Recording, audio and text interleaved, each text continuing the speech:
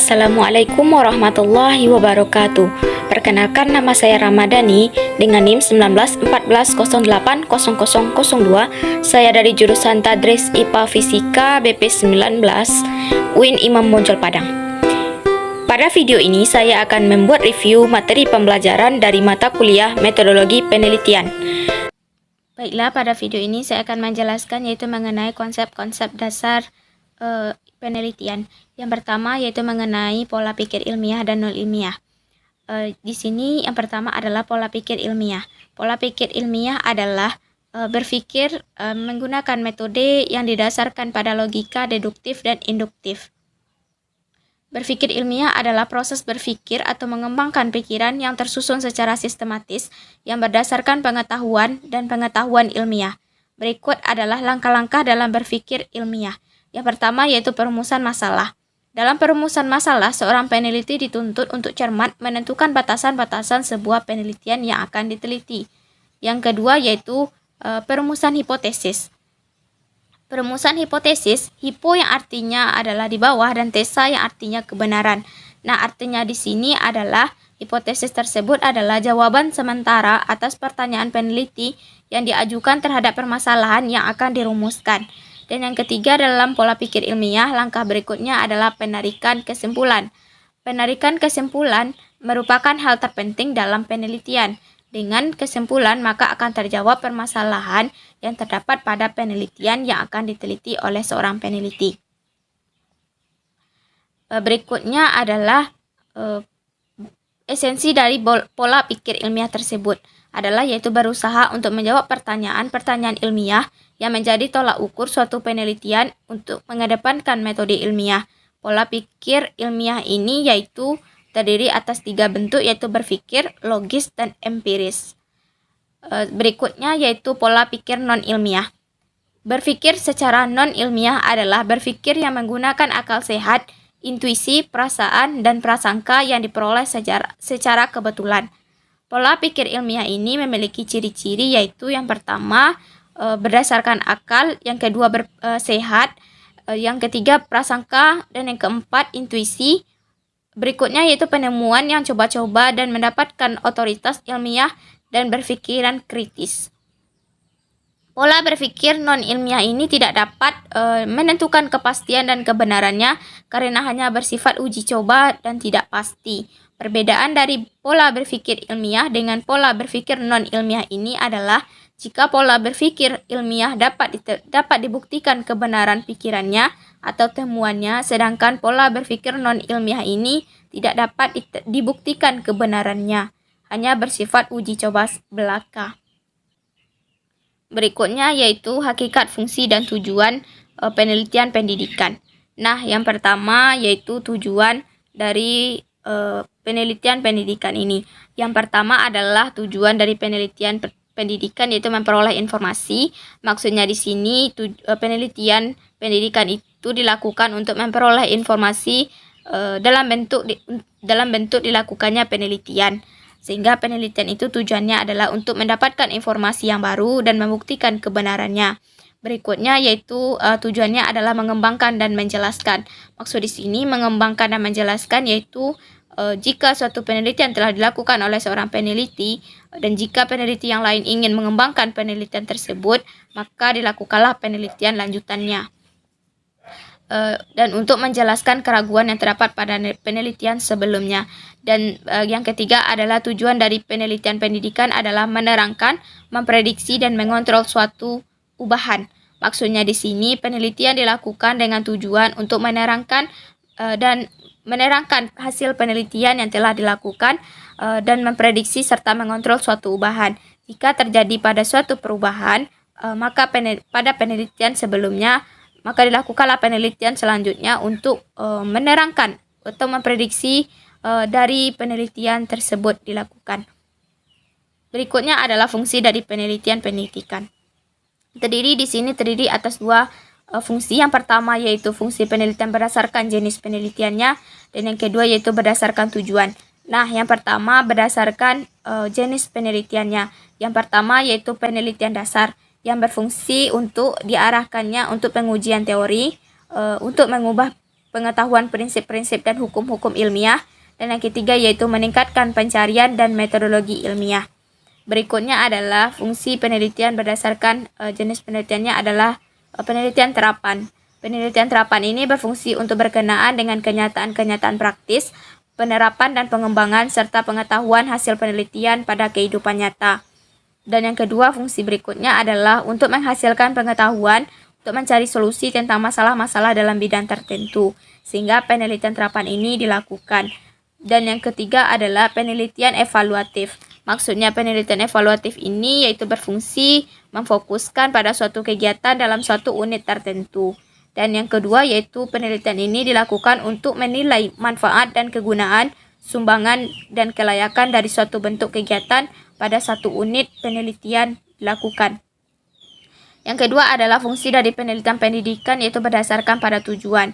Yang pertama adalah penelitian deskriptif, yaitu tujuan dari penelitian deskriptif ini, fungsi dari penelitian deskriptif ini adalah mendeskripsikan suatu keadaan atau fenomena apa adanya pada saat penelitian dilakukan.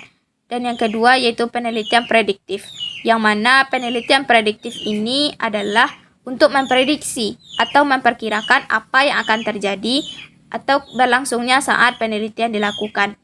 Berikutnya adalah penelitian importif, yang mana fungsi dari penelitian importif ini adalah untuk memperbaiki, meningkatkan atau menyempurnakan suatu keadaan, kegiatan atau pelaksanaan dalam program penelitian dilakukan. Dan berikutnya adalah penelitian eksplanatif. Fungsi dari penelitian eksplanatif ini adalah untuk menjelaskan tentang hubungan fenomena dan variabel. Nah, berikutnya adalah hakikat dilakukannya penelitian pendidikan ini. Hakikat penelitian pendidikan adalah yang pertama menemukan. Maksudnya di sini menemukan, penelitian dilakukan untuk menemukan suatu fenomena-fenomena yang baru sehingga dapat dijadikan suatu bentuk permasalahan yang diuji dan dibuktikan kebenarannya. Dan yang kedua yaitu hakikat penelitian adalah mengembangkan. Nah, mengembangkan di sini adalah peneliti melakukan penelitian untuk mengembangkan permasalahan yang telah dilakukan penelitian sebelumnya. Dan berikutnya adalah menguji. Menguji di sini yaitu untuk menguji kebenaran terhadap penelitian yang sebelumnya telah dilakukan, kemudian diuji kebenarannya dengan melakukan penelitian berikutnya. Dan yang keempat adalah hakikatnya yaitu kebenaran dengan metode ilmiah. Maksudnya di sini penelitian yang dilakukan oleh peneliti dapat dilakukan pengujian kebenarannya dan dapat diuji metode ilmiah yang digunakan dalam penelitian tersebut. Nah, yang ketiga adalah paradigma pendekatan penelitian. Paradigma ini dibedakan menjadi tiga pendekatan. Yang pertama yaitu pendekatan gabungan atau mix. Pendekatan gabungan atau mix ini adalah pendekatan yang menggabungkan penelitian kualitatif dan penelitian kuantitatif. Pendekatan gabungan atau mix ini adalah pendekatan yang baru di dalam dunia penelitian. Pendekatan kualitatif dan pendekatan kuantitatif dilakukan secara bersamaan. Dalam pendekatan ini jenis penelitiannya ada dua. Yang pertama yaitu mixed concurrent dan yang kedua yaitu mixed sequential. Berikutnya yaitu pendekatan kualitatif. Nah, pendekatan kualitatif ini memiliki karakteristik yang pertama yaitu menggunakan lingkungan ilmiah, dan yang kedua memiliki deskriptif analitik, yang ketiga tekanan proses bukan dari hasil, yang keempat adalah bersifat induktif, dan yang kelima yaitu menggunakan makna.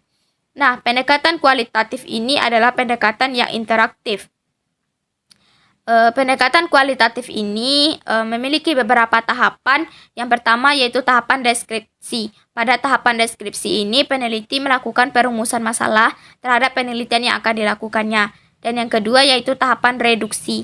Tahapan reduksi ini yaitu peneliti melakukan pembatasan masalah dengan tujuan agar penelitian yang dilakukan tersebut tidak menyebar luas kepada permasalahan-permasalahan yang lain, sehingga penelitian yang dilakukan terfokus pada satu jenis persoalan yang akan dibahas sampai tuntas. Dan berikutnya yaitu pada tahap reduksi adalah menetapkan fokus penelitian. Tahap berikutnya adalah tahap seleksi, yaitu pada tahap ini peneliti melakukan pengumpulan data, pengolahan dan pemaknaan data, serta pemunculan teori dan hipotesis dan pelaporan penelitian. Pada tahap seleksi ini adalah sering disebut dengan tahap inti dari penelitian, yang mana pada tahap ini peneliti melakukan pengumpulan data dan melakukan pengolahan terhadap data yang telah didapatkan oleh peneliti. Berikutnya adalah pendekatan kuantitatif. Pendekatan kuantitatif ini adalah pendekatan yang untuk melakukan penelitian secara eksperimen, atau penelitian yang sering menggunakan pendekatan kuantitatif ini adalah pendekatan penelitian jenisnya yaitu eksperimen. Berikut adalah langkah-langkah pendekatan kuantitatif. Yang pertama yaitu perumusan masalah, yang kedua yaitu tujuan permasalahan diteliti, dan yang ketiga yaitu membagi permasalahan dengan sub-permasalahan, dan yang ketiga menentukan hipotesis sementara dari setiap sub-permasalahan tersebut. Yang kelima adalah menahan hasil hipotesis terlebih dahulu, dan yang keenam adalah memberikan solusi sementara.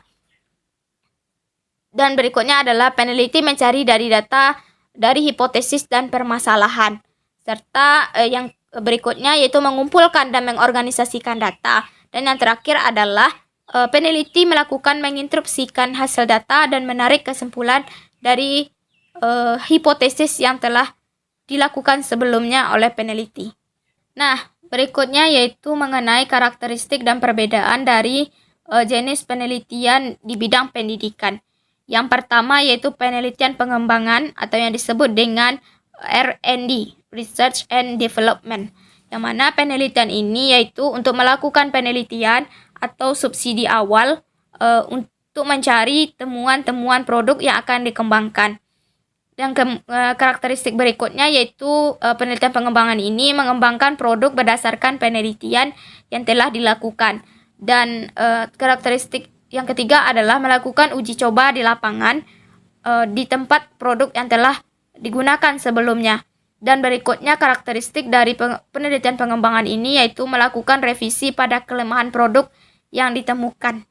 Sehingga pengembangan dilakukan untuk mendapatkan produk yang lebih baik lagi dari produk pada penelitian sebelumnya. Dan berikutnya adalah penelitian mix, yang mana karakteristik dari penelitian mix ini adalah yang pertama melibatkan penggunaan dua metode, dan yang kedua yaitu metode kualitatif dan metode kuantitatif dilakukan secara bersamaan. Dan berikutnya yaitu karakteristiknya adalah melibatkan asumsi-asumsi filosofis. Dan yang ketiga adalah karakteristik dari penelitian mix ini data teori berupa konfirmasi dan eksplorasi, yang mana dasar teori yang digunakan adalah dasar teori yang konfirmasi dan eksplorasi. Dan yang keempat adalah karakteristik dari penelitian mix ini menggunakan sidat data campuran angka-angka, yaitu yang terdiri dari deskripsi statistik pada saat pengolahan datanya. Dan berikutnya adalah teknik pengumpulan yaitu kombinasi antara data kualitatif dan data kuantitatif, sehingga menggunakan dua jenis data pada penelitian mix ini. Yang terakhir adalah penelitian mix ini menggunakan analisis data berupa analisis data yang kombinasi. Nah, berikutnya adalah penelitian eksperimen. Pada penelitian eksperimen ini terdiri dari beberapa karakteristik. Yang pertama yaitu variabel bebas yang dimanipulasi. Maksudnya di sini variabel bebas yang dimanipulasi adalah pada penelitian eksperimen ini variabel bebasnya dapat ditentukan oleh peneliti tersebut. Dan yang kedua karakteristiknya adalah variabel lain yang berpengaruh dikontrol agar tetap konstan. Yang mana variabel yang memiliki pengaruh terhadap variabel bebasnya dapat dikontrol sehingga variabel tersebut tetap konstan atau tetap pada variabel sebelumnya dan tidak mengalami perubahan. Penelitian eksperimen ini karakteristik berikutnya adalah observasi langsung, yaitu penelitian ini dilakukan secara langsung oleh peneliti. Berikutnya adalah penelitian survei, yang mana penelitian survei ini karakteristiknya adalah logik, deterministik, general, parsimonius, dan spesifik. Dan berikutnya adalah penelitian di bidang kepustakaan. Nah, penelitian kepustakaan ini karakteristiknya yang pertama adalah peneliti mencari langsung. Maksudnya di sini peneliti mengumpulkan buku-buku yang akan diteliti dan yang akan dijadikan sumber dalam penelitian berikut. Dan berikutnya adalah karakteristiknya daftar pustaka pada penelitian kepustakaan ini adalah daftar pustaka yang siap pakai. Maksudnya tanpa melakukan penelitian ulang. Berikutnya adalah karakteristiknya yaitu daftar pustakanya berupa sumber sekunder, yaitu penelitian bidang kepustakaan ini hanya terfokus kepada jenis-jenis sumber berupa sekunder, yaitu seperti jurnal, buku, dan bahan-bahan penelitian yang telah terkumpul sebelumnya. Dan selanjutnya karakteristiknya adalah kondisi data yang bersifat statis. Perbedaan dari setiap penelitian yang pertama adalah perbedaan aksioma. Yang kedua yaitu karakteristik penelitian yang berbeda-beda dari setiap penelitiannya dan proses penelitian yang juga berbeda dari setiap jenis penelitiannya. Tergantung kepada jenis penelitian apa yang akan digunakan oleh peneliti tersebut dalam melakukan penelitiannya. Nah, berikutnya yaitu mengenai komponen proposal di berbagai penelitian. Yang pertama yaitu komponen proposal penelitian korelasi. Komponennya yaitu terdiri dari judul penelitian, latar belakang yang digunakan di dalam penelitian tersebut, fokus penelitian atau fokus masalah dari penelitian itu dilakukan, kemudian tujuan dan kegunaan dari penelitian yang akan dilakukan oleh peneliti tersebut. Dan komponen berikutnya adalah deskripsi teori. Biasanya pada korelasi, deskripsi teori ini menjelaskan beberapa teori-teori yang kaitan mengenai masalah yang akan diteliti. Berikutnya adalah kajian penelitian dan hipotesis penelitian. Hipotesa penelitian ini biasanya adalah hipotesa yang sementara yang akan diuji oleh peneliti pada penelitiannya. Berikutnya adalah metode penelitian dan pembahasan penelitiannya. Dan berikutnya adalah lampiran. Lampiran ini terdiri dari daftar rujukan, jadwal penelitian, rencana anggaran, dan kurikulum vintage peneliti. Dan berikutnya adalah penelitian R&D. Penelitian R&D ini berbeda dengan penelitian korelasi, yang mana komponen dari penelitian R&D ini yaitu yang pertama terdiri dari latar belakang, yang kedua rumusan masalah, dan yang ketiga adalah tujuan pengembangan, yang mana tujuan pengembangan ini karena penelitian R&D ini adalah penelitian pengembangan. Berikutnya adalah spesifikasi produk yang diharapkan. Pada penelitian R&D, spesifikasi produk adalah suatu bentuk tujuan dari dilakukannya penelitian ini. Dan penelitian R&D pentingnya pengembangan dan asumsi dan keterbatasan pengembangan, sistematika penelitian dan metode dan model pengembangan, serta daftar rujukan pada komponen penelitiannya. Berikutnya adalah penelitian eksperimen, yang mana terdiri dari judul penelitian, pendahuluan. Pendahuluan ini terdiri dari latar belakang, rumusan masalah, dan tujuan, serta manfaat dari penelitian. Dan berikutnya adalah tinjauan pustaka. Tinjauan pustaka ini terdiri dari landasan teori, penelitian yang relevan, kerangka berpikir, dan hipotesa. Dan berikutnya yaitu metode penelitian, dan terakhir adalah daftar pustaka. Nah, berikutnya komponen laporan proposal penelitian, yaitu dengan jenis penelitian selanjutnya adalah deskriptif. Penelitian deskriptif ini komponennya atas laporan yaitu terdiri dari yang pertama halaman judul. Halaman judul diletakkan pada halaman pertama dalam laporan penelitian. Selanjutnya yaitu lembar pengesahan. Lembar pengesahan ini adalah lembar pengesahan terhadap hasil penelitian yang telah dilakukan oleh peneliti yang disahkan oleh suatu lembaga tertentu atau suatu lembaga pendidikan tempat peneliti tersebut bernaung. Selanjutnya adalah abstrak. Abstrak ini berisi dari keseluruhan dari penelitian yang akan dilakukan. Selanjutnya adalah daftar isi. Daftar isi yang terdapat pada daftar isi adalah ketentuan-ketentuan halaman pada laporan penelitian yang akan dilakukan. Selanjutnya adalah pendahuluan. Nah, di dalam laporan penelitian, komponen yang terdapat pada pendahuluan ini yaitu yang pertama adalah latar belakang, yang kedua yaitu rumusan masalah, yang ketiga pembatasan masalah atau identifikasi masalah, dan selanjutnya tujuan dari penelitian itu dilakukan. Nah, berikutnya selanjutnya adalah kajian pustaka. Kajian pustaka ini terdiri dari beberapa komponen dari teori-teori yang akan menjelaskan penelitian tersebut dilakukan atau teori-teori pendukung penelitian itu. Nah, selanjutnya adalah penelitian yang relevan. Maksudnya di sini penelitian relevan adalah penelitian terdahulu yang dikaji kembali pada penelitian berikutnya yang akan dilakukan oleh peneliti tersebut, yang memiliki kesamaan mulai dari judul dan serta persamaan dengan penelitian yang akan dilakukan terhadap penelitian terdahulu. Nah, selanjutnya yaitu metode penelitian. Pada metode penelitian ini terdapat yaitu dengan komponen jenis penelitiannya apa, lokasi dan waktu penelitian tersebut kapan dilakukan, kemudian teknik pengumpulan datanya bagaimana, dan selanjutnya yaitu analisis data juga terdapat pada metode penelitian. Nah, komponen selanjutnya dalam metode deskripsi adalah hasil penelitian dan pembahasannya. Pada hasil penelitian dan pembahasan ini yang dibahas adalah mengenai hasil yang diperoleh dari penelitian tersebut berdasarkan pada pengumpulan data yang telah diperoleh di lapangan, kemudian dirumuskan dan dianalisis sehingga menghasilkan penelitian dan pembahasannya seperti apa. Nah, selanjutnya yaitu penutup. Pada penutup ini, peneliti meletakkan yaitu kesimpulan dan saran. Kesimpulan ini berisi hasil-hasil penyimpulan dari seluruh hasil dari penelitian tersebut. Kemudian yaitu saran. Saran ini adalah yang ditujukan kepada pihak-pihak tertentu yang disarankan oleh peneliti terkait dengan permasalahan pada penelitian tersebut.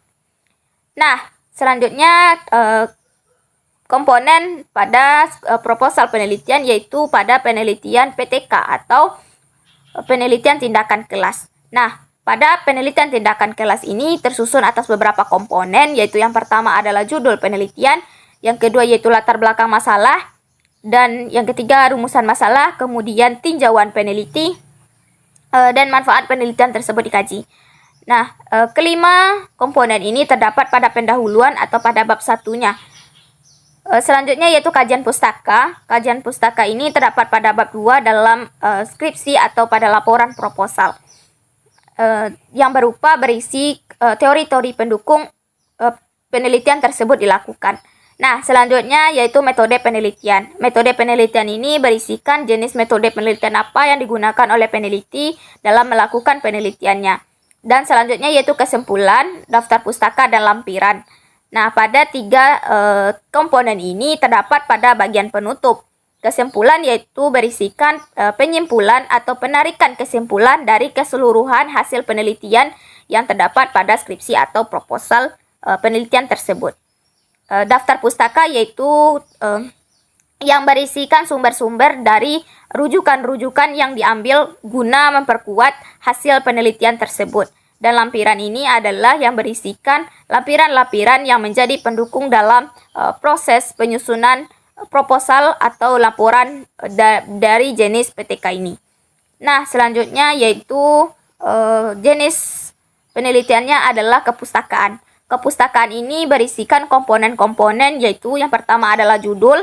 Judul ini adalah judul apa yang diambil oleh peneliti guna dilakukannya penelitian tersebut dan apa jenis permasalahannya yang diangkat untuk penelitian tersebut.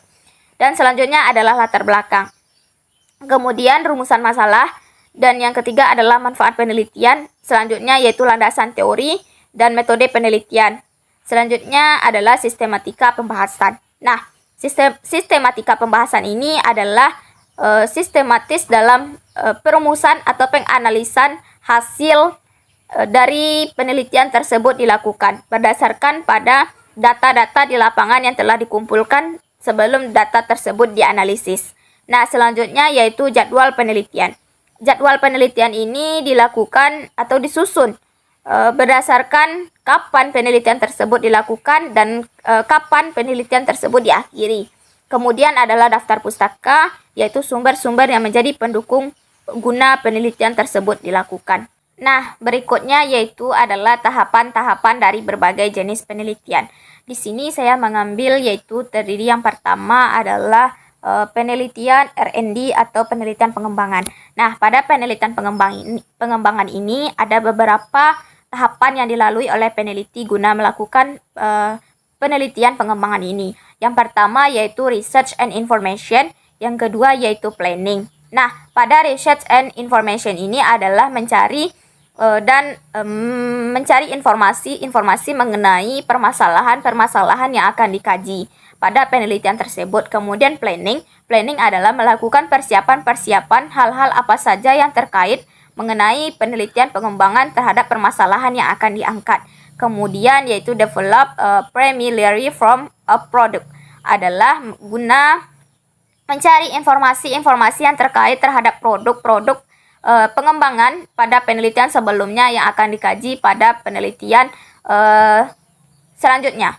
Kemudian adalah preliminary file testing, artinya adalah melakukan percobaan terhadap produk-produk yang akan dilakukan pengembangannya. Kemudian yaitu main product revisions, yaitu melakukan revisi terhadap produk-produk atau produk yang akan dilakukan pengembangannya.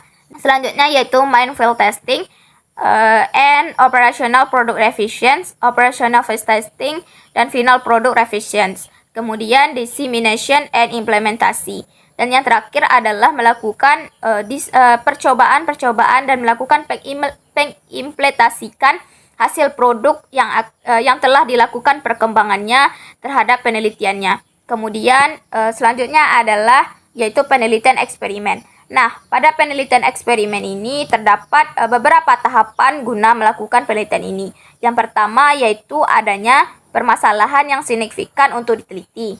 Kemudian pemilihan subjek di berbagai kelompok eksperimen dan kelompok kontrol. Kemudian yang ketiga tahapannya adalah pembuatan dan pengembangan. Kemudian yang ketiga adalah pembuatan atau pengembangan instrumen. Dan selanjutnya pemilihan desain penelitian.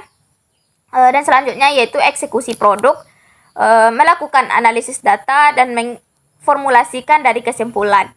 Nah, dan berikutnya adalah tahapan pada penelitian korelasi. Yang pertama adalah pada penelitian korelasi ini yaitu penentuan masalah. Nah, pada penentuan masalah ini peneliti melakukan penentuan permasalahan yang akan diangkat untuk penelitian tersebut dilakukan. Kemudian yaitu studi kepustakaan. Nah, studi kepustakaan ini yaitu melakukan atau mencari sumber-sumber yang menjadi pendukung terhadap penelitian tersebut dan guna membuktikan kebenaran terhadap permasalahan tersebut dikaji. Didukung oleh teori-teori yang relevan, teruji kebenarannya. Kemudian pada tahapan pada penelitian korelasi ini yaitu metodologi penelitiannya. Nah, metodologi penelitian ini yaitu menentukan metode penelitian jenis apa yang akan dilakukan pada permasalahan tersebut. Nah, selanjutnya itu pengumpulan data. Pengumpulan data ini adalah tahapan yang dilakukan oleh peneliti di lapangan, yaitu dengan melakukan pengumpulan data yang terkait dengan permasalahan yang dikaji. Kemudian yaitu analisis data. Setelah data terkumpul di lapangan, maka data tersebut dianalisis dan disesuaikan dengan jenis data-data yang diperoleh, disesuaikan dengan analisis data yang akan dikaji. Kemudian adalah kesimpulan. Nah, simpulan inilah yang menjadi akhir atau penutup dari penelitian korelasi ini. Kemudian pada simpulan ini, data-data atau hasil-hasil dari penelitian tersebut maka disimpulkan secara keseluruhan. Kemudian adalah penelitian kepustakaan. Langkah-langkah pada penelitian kepustakaan ini yang pertama yaitu mengumpulkan bahan-bahan penelitian yaitu yang terdiri dari beberapa sumber-sumber terhadap sumber-sumber sekunder penelitian kepustakaan. Pada penelitian kepustakaan ini yang pertama tahapannya adalah pengumpulan bahan-bahan penelitian. Nah, karena penelitian kepustakaan ini hanya bersumber pada buku-buku ataupun jenis-jenis jurnal yang lainnya, tidak menggunakan data-data di lapangan, maka bahan-bahan penelitiannya itu terdiri dari sumber-sumber sekunder seperti buku, jurnal, artikel yang telah teruji kerelevanannya, dan beberapa karya-karya ilmiah lainnya yang menjadi pendukung pada penelitian kepustakaan ini. Nah, selanjutnya yaitu membaca bahan kepustakaan. Setelah sumber-sumber terkumpul guna dilakukan penelitiannya, maka sumber-sumber tersebut dibaca dan dipahami. Kemudian membuat catatan-catatan dari penelitian tersebut dan kemudian mengolah data-data yang diperoleh dari sumber-sumber tersebut. Nah, selanjutnya yaitu dengan jenis penelitian deskriptif. Tahapan dari jenis penelitian deskriptif ini yaitu yang pertama, rumusan masalah. Pada tahap ini, peneliti melakukan perumusan masalah terkait mengenai penelitian yang akan dikaji. Kemudian yang kedua adalah memilih data yang dibutuhkan. Ini berlangsung di lapangan dengan pengumpulan data hasil dari penelitian tersebut dilakukan. Kemudian memilih prosedur penghimpunan data. Hal ini dilakukan oleh peneliti guna memilih jenis analisis apa yang sesuai dengan data yang telah diperoleh di lapangan. Kemudian yaitu melakukan kesimpulan penelitian. Hal ini adalah menyimpulkan secara keseluruhan mengenai penelitian yang terkait dengan rumusan masalahnya pada penelitian permasalahan tersebut.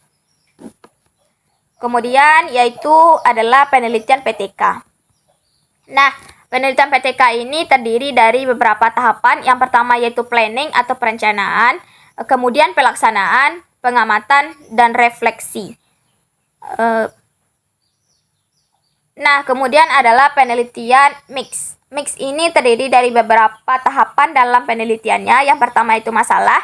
Masalah ini yaitu merumuskan permasalahan yang akan dikaji. Kemudian yaitu kajian teori. Kajian teori ini adalah memilih teori-teori pendukung terhadap penelitian tersebut sehingga terbukti kebenarannya. Kemudian yaitu pengumpulan dan analisis data. Pengumpulan ini dilakukan di lapangan dengan mengumpulkan data-data hasil dari penelitian itu dilakukan. Kemudian setelah data-data terkumpul, maka dilakukanlah analisis data yang sesuai menggunakan metode-metode yang sesuai dengan data-data yang ada di lapangan. Kemudian adalah temuan hipotesis dan menguji hipotesis.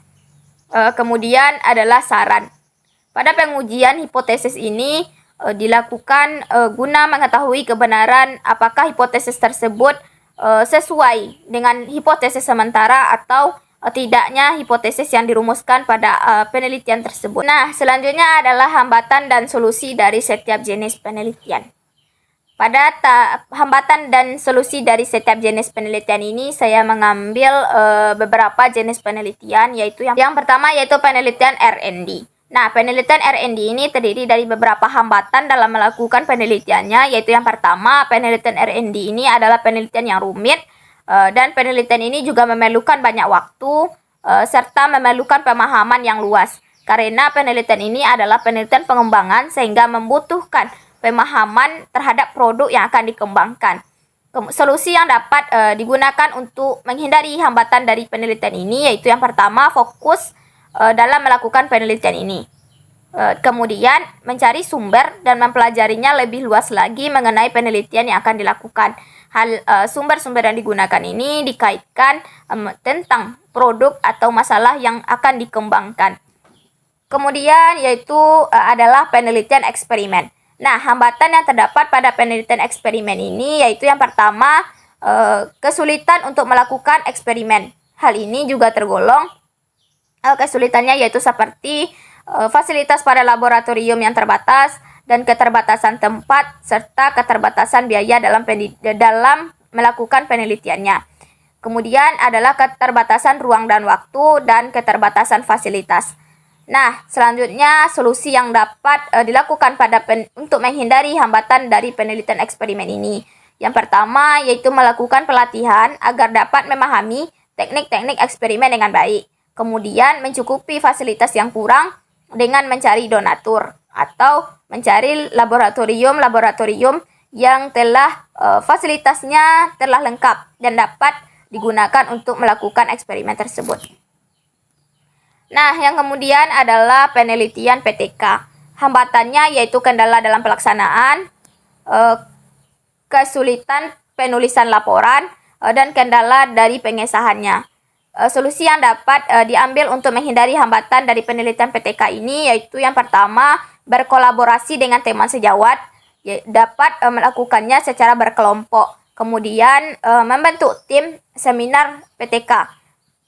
Nah, hal ini dapat dilakukan ketika sebelum melakukan penelitian tersebut, maka dapat dilakukan berupa seminar yang membahas mengenai penelitian tindakan kelas ini, sehingga dapat mencari solusi-solusi terhadap hambatan-hambatan apa saja yang dialami pada saat akan melakukan penelitian tersebut. Nah, dari setiap jenis penelitian ini ada hambatannya secara umum dari seluruh jenis penelitian ini. Yang pertama yaitu kurang mampu meneliti dan menulis penelitian. Kemudian tidak adanya panduan penulisan dari penelitian. Dan tidak adanya biaya penelitian, kemudian kurangnya sarana penunjang dalam penelitian. Hal itulah yang menjadi hambatan secara umum atau secara keseluruhan dari setiap jenis penelitian dilakukan. Nah, solusi yang dapat dilakukan dari untuk menghindari hambatan-hambatan tersebut yaitu yang pertama, belajar dan melatih teknik penulisan penelitian. Kemudian berkolaborasi dengan teman sejawat dalam melakukan penelitian. Dan mencukupi sarana penunjang dengan mencari para donatur dan mencari yang mampu untuk melengkapi fasilitas-fasilitas tersebut.